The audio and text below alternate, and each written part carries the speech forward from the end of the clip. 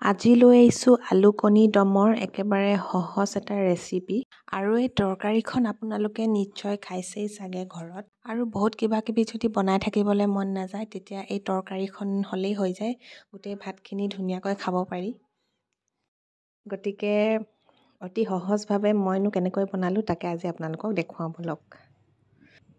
প্ৰথমতে আলু আৰু কণীখিনি মই বইল কৰি ল'ম। গতিকে পানীত দিছোঁ প্ৰথমতে কণীখিনি আৰু আলুকেইটা টুকুৰা টুকুৰ কৰি দি দিছোঁ।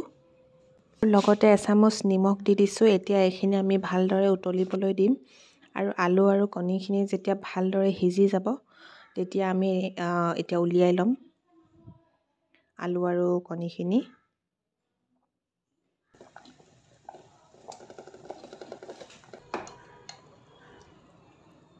তাৰপাছত এতিয়া কণীকেইটা ভালকৈ গুচাই লৈছোঁ প্ৰথমতে।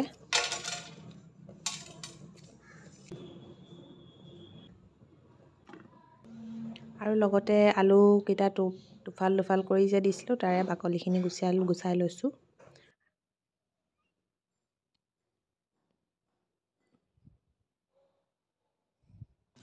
গুচাই মেলি হৈ গ'ল। এতিয়া কণী এটা এটাকৈ লৈ এনেকৈ অকণমানকৈ কাটি দিছোঁ যাতে তেল আৰু গ্ৰেভিটো ধুনীয়াকৈ সোমাই যায় ভিতৰত। আৰু এতিয়া অকণমান হালধি দি অলপ মেৰিনেট কৰি লৈছোঁ। আৰু প্ৰথমতে এতিয়া কেৰাহীত দিছোঁ মিঠাতেল। আৰু তেল গৰম হোৱাৰ পাছত প্ৰথমতে আমি কণীকেইটা ফ্ৰাই কৰি ল'ম। অলপ ৰঙচুৱা হোৱাকৈ কণীকেইটা ফ্ৰাই কৰিব লাগিব প্ৰথমতে। এয়া ৰঙচুৱা হৈ গ'ল আৰু প্ৰথমতে আমি উলিয়াই লৈছোঁ ফ্ৰাই কৰি থোৱা কণীখিনি। আৰু এতিয়া সেইখিনি তেলতে মই দিছোঁ আধা চামুচ গোটা জিৰা আৰু দিছোঁ পিঁয়াজ। এইখিনি অকণমান ৰঙচুৱা হ'লেকৈ ভাজিম। আৰু তাতে দিছোঁ এতিয়া আদা নহৰুৰ পেষ্ট, দুটা কেঁচা জলকীয়া আৰু দুটা ৰঙা শুকান জলকীয়া দিছোঁ। আৰু এইখিনি এতিয়া অকণমান ৰঙচুৱা হোৱালৈকে ভাজি ল'ম। ৰঙচুৱা হৈছেগৈ আৰু এতিয়া বইল কৰি থোৱা আলুখিনি টুকুৰা টুকুৰকৈ মই প্ৰথমতে কাটি লৈছিলোঁ আৰু সেইখিনি এতিয়া দি দিছোঁ কেৰাহীত। এতিয়া ভালদৰে লৰাই মেলি লৈছোঁ আৰু তাতে দিম প্ৰথমতে এখিলা তেজপাত। তেলতে দিব লাগিছিলে, মই দিবলৈ পাহৰিলোঁ, সেইকাৰণে এতিয়া দি দিছোঁ। আৰু সোৱাদ অনুসৰি প্ৰথমতে নিমখ দিছোঁ, হালধি অকণমান দিছোঁ, কাশ্মীৰী মিৰ্চ আধা চামুচ দিছোঁ, গৰম মছলা আৰু লং ইলাইচি ডালচেনি এনেকৈ গোটা গোটাকৈ দি দিছোঁ ইয়াতে। আৰু এতিয়া এইখিনি ভালদৰে অলপ সময় ভাজি ল'ম। আৰু তাতে দি দিছোঁ এটা ডাঙৰ বিলাহী এটা মিহি মিহিকৈ কাটি লৈছিলোঁ, সেইখিনি ইয়াতে দি দিছোঁ।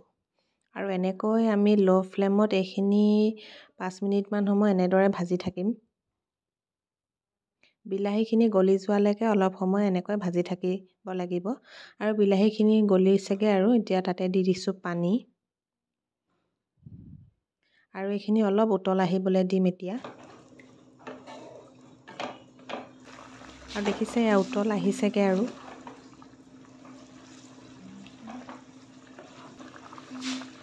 উতল অহাৰ পাছত আমি ফ্ৰাই কৰি থোৱা কণীখিনি ইয়াতে দি দিছোঁ।